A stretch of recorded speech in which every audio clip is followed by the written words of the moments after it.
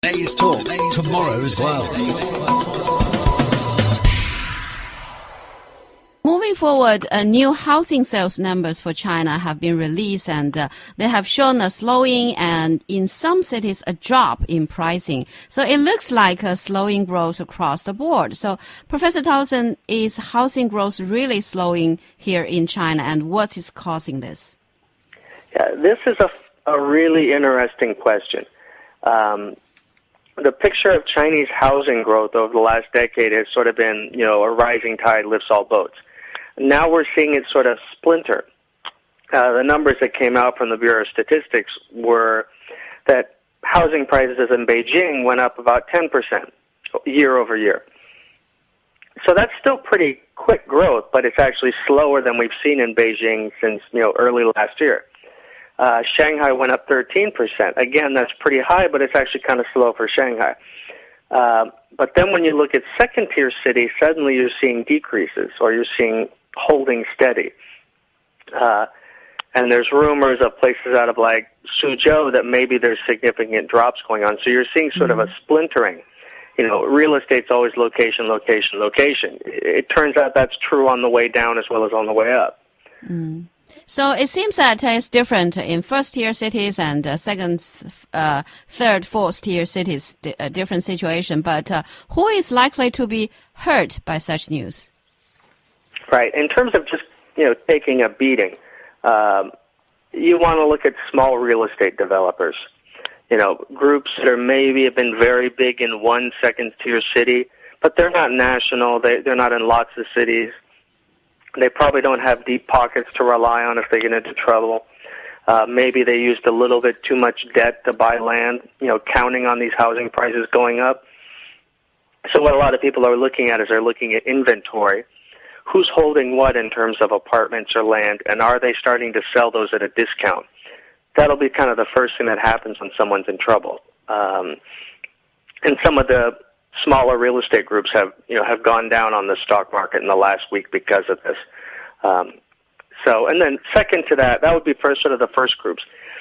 Second that, anyone who feeds those developers, which is cement, steel, home appliances, but that's more of a national effect. I don't think we're seeing that yet. I think it's the sort of small real estate groups that are interesting to watch. Mm. And another story is that China's 2013 last year economic numbers have been published by the IMF, and they are interesting. They're impressive when compared to other countries, especially such as China's per capita GDP ranks 83rd, which is behind Japan at 24th. So, but this is also more than 4.5 times that of India. So, Professor Towson, how do you read this kind of figures? The IMF publishes these numbers every year. I mean, they're just interesting to look at over time. The China versus India comparison is pretty shocking now. I mean, it was not that long ago that people put these two countries together, China, India, Brazil, Russia. The GDP per capita of China used to be about twice that of India. Now it's 4.5 times. If you add up the GDP of Japan, India, South Korea, Indonesia, China's GDP is bigger than all of that combined now. And one interesting stat was in there was if you add up sort of North Asia's GDP, which would be China, South Korea, Japan, which is where a lot of us live, that GDP effectively is the same size as the EU or the U.S. Mm. I mean, it's fascinating, yeah. Mm. And also, final stories, the updated news is China's central bank is going to cut the reserve requirement ratio for rural financial institutions beginning this Friday. And the cut is 2 percentage points for county-level rural commercial banks and 0.5 percentage point for rural credit cooperative unions. So, Professor Towson, why is the policy now? What does the policymakers want out of this, and what their aims? The question people have been mulling over for the last couple of months is there going to be a stimulus of some kind? Because there's all this talk about GDP growth slowing from 7.5 to 7.4, or however you see those things.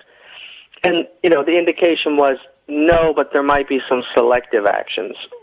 This looks like a selective action. It's depending how you read it, it could either be sort of a stimulus for rural areas, or it could be a stimulus for agriculture, because that's really what's going on there, and most of the loans are going to be going into agriculture. Okay. Okay, thank you, Jeffrey Towson, Professor of Investment at Peking University, Guanghua School of Management. Thank you, Jeffrey and Zhao Yang. Up next, in the UK, it's a well-trodden path. The British Prime Minister opens his mouth about his faith. Cue backlash. That's coming up next.